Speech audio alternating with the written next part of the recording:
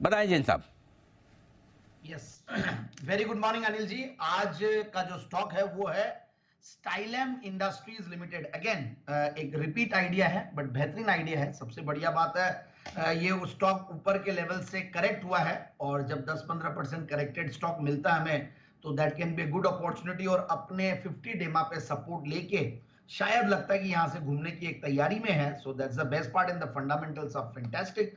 तो पहले तो मैं एक बार टारगेट दे दूं 1990, मतलब 2000 के ऊपर ही जाएगा वैसे तो, बट फिर मैंने 1960 से लेकर 1990 का टारगेट दिया है।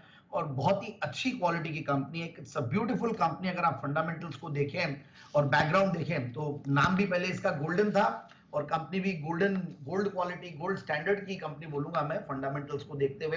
तो 1991 से कंपनी कार्यरत है एक प्राइवेट लिमिटेड कंपनी के तौर पे। आई थिंक 95 से लिस्टेड हुई है और एक्सपोर्ट हाउस और ये सारी चीजें और प्लस इनके कुछ कुछ ब्रांड्स है और कुछ फर्स्ट भी है कंपनी के पास।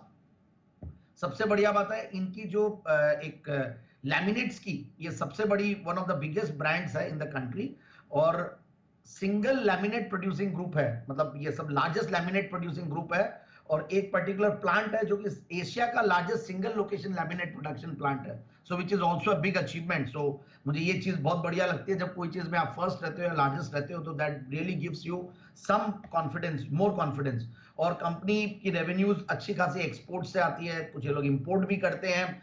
एंड सबसे बढ़िया बात है अब जो आने वाला टाइम है इस समय पे इनकी डिमांड भी बढ़ती है, फेस्टिव टाइम पे भी बढ़ती है। हालांकि ठीक है क्वार्टरली रिजल्ट्स में दिख ही रहा है कंसिस्टेंटली ग्रो करते हुए। और इंटीरियर इंफ्रास्ट्रक्चर वाली कंपनियां वैसे मुझे बहुत बढ़िया लगती है। मैंने इस सेगमेंट से और भी सारे एक के बाद एक स्टॉक्स दिए हुए हैं but yes it's a fantastic quality company again.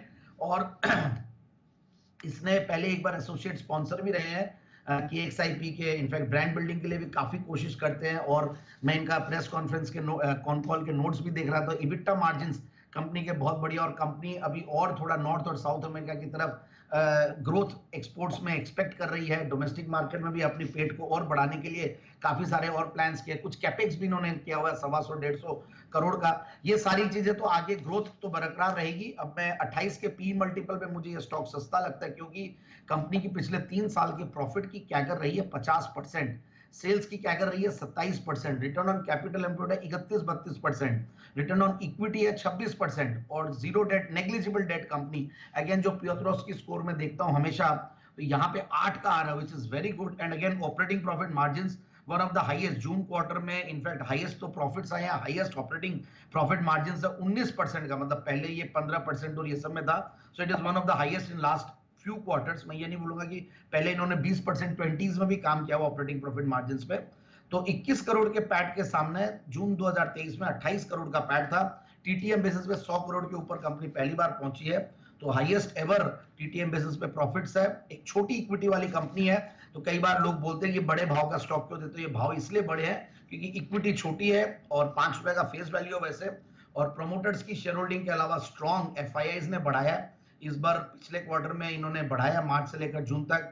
और डीआईआईज ने भी बढ़ाया तो 16-17% डीआईआईज के पास है। और पब्लिक शेयर होल्डिंग में कुछ रिनाउंड नेम्स इनफैक्ट दिखते हैं जिसकी वजह से और भी कॉन्फिडेंस आता है। सो आई फील ये स्टॉक दिखने में थोड़ा अलग लगता है और सुनने में और प्लस वॉल्यूम बहुत कम होते हैं क्योंकि भाव बढ़ा है। बट ओवरऑल आई फील कि स्टॉक को लॉन्ग टर्म के लिए लिया जा सकता है। Strong pedigree, strong brand, promoters background strong and strong fundamentals. तो 1990 के टारगेट के लिए स्टॉक को। ओके, तो ये है आपके लिए जैन साहब की तरफ से राय आती है स्टाइलम इंडस्ट्रीज